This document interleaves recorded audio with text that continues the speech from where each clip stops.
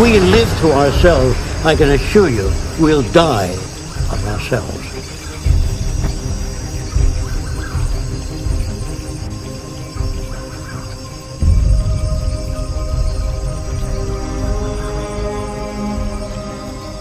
Because if the Russians do nuclear testing and they dump radioactive stuff into the sea, or the Japanese, the world is one big place and the air moves around and the waters move.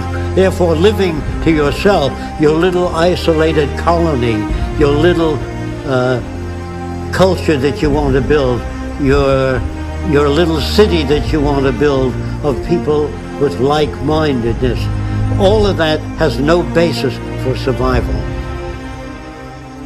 Because in the event of catastrophic failure, you will be invaded by the minorities if they don't have food, water, or the wherewithal to live.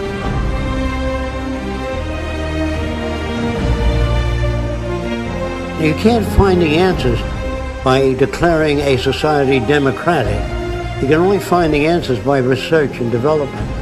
You can't find the answers by putting people of high moral character in government.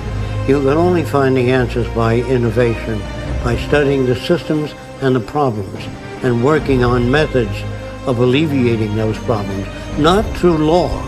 Law is when you don't have a method of solving a problem. If people steal or hurt one another, you say it's against the law to hurt somebody. Well, if a person doesn't have the means to live by, he's going to hurt somebody to get the money or whatever they need. So that isn't dealing with a problem. Law is really avoiding problems.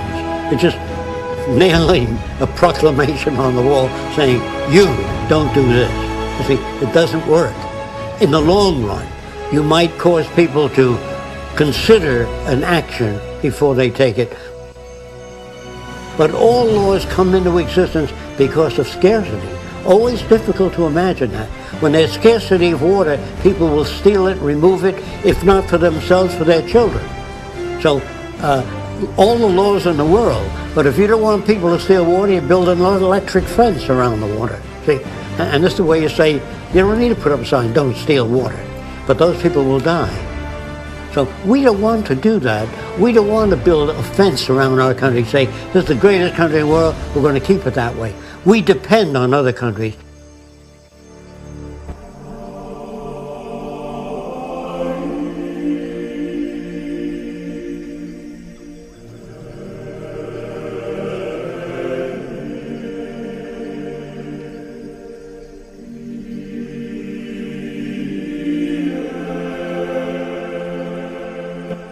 The scientific method, if applied socially, will work. It does not attain perfection. It's just a far better system than any other system that we know of today.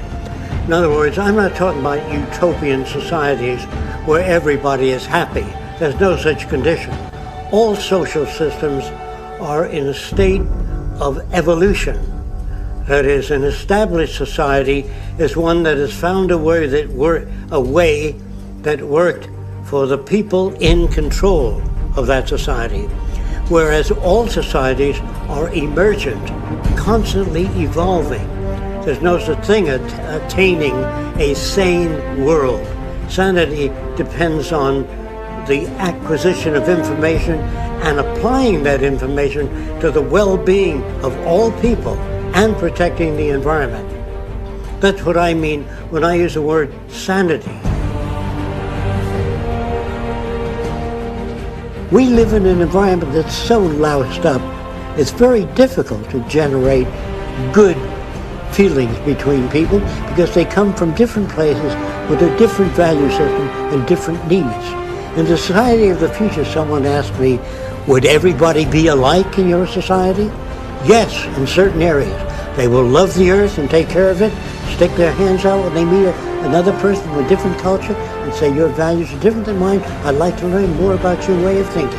They will be the same in that way. They will be open to new ideas, learn to listen to new ideas, ask relevant questions about ideas.